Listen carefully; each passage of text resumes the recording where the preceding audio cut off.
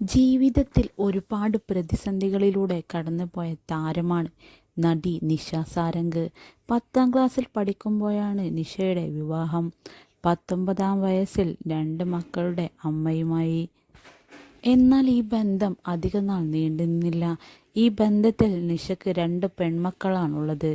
മക്കളൊക്കെ വലുതായതോടെ നിഷ വീണ്ടും വിവാഹം കഴിക്കുമോയെന്ന് പല അഭിമുഖങ്ങളിലും ചോദ്യം ഉയർന്നെങ്കിലും ഇനിയൊരു വിവാഹം തൻ്റെ ജീവിതത്തിൽ ഉണ്ടാകില്ലെന്നായിരുന്നു നിഷയുടെ മറുപടി.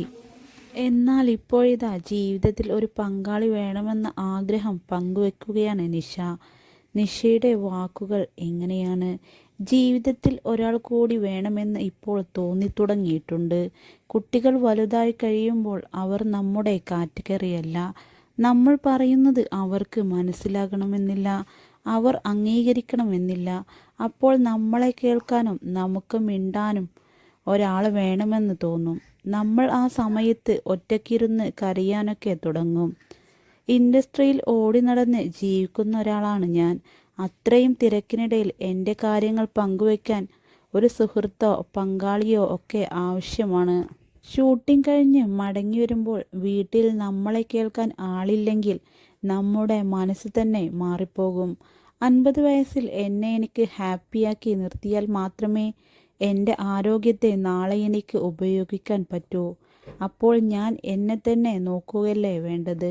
അമ്മയെ വിവാഹം കഴിക്കാൻ പോകുന്നയാൾ എങ്ങനെയായിരിക്കണമെന്ന് മൂത്ത മകൾ രേവതി പറയുന്നതിങ്ങനെ: അമ്മയുടെ പണത്തെയോ പ്രശസ്തിയെയോ സ്നേഹിക്കുന്ന ആളല്ല അമ്മയുടെ ജീവിതത്തിൽ ആവശ്യം.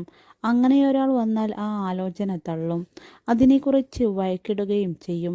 അതല്ലാതെ അമ്മയെ സ്നേഹിക്കുന്ന, നോക്കുന്ന, പരിഗണിക്കുന്ന ഒരാൾ വന്നാൽ സ്വീകരിക്കും. അമ്മയ്ക്ക് ശരിക്കും ആളുകളെ മനസ്സിലാക്കാൻ അറിയില്ല. ഇത്തരം ചെയ്യരുതെന്ന് കണ്ടീഷൻ വെച്ചിട്ടുണ്ട്. ഇതിന് നിഷ പറഞ്ഞ മറുപടി ഇങ്ങനെ: വളരെ സെൻറ്റിമെൻ്റലാണ് ഞാൻ. പെട്ടെന്ന് ആളുകളെ വിശ്വസിക്കും. പാവം തോന്നും. ഞാൻ സ്നേഹിക്കുന്ന മനുഷ്യർ എന്നെ പറ്റിക്കുകയാണെന്ന് മനസ്സിലായാലും ഞാൻ കണ്ണടക്കും. എനിക്ക് അവരെ ഇഷ്ടമാണല്ലോ. അപ്പോൾ അതൊന്നും കണ്ടില്ലെന്ന് ഞാൻ നടിക്കും.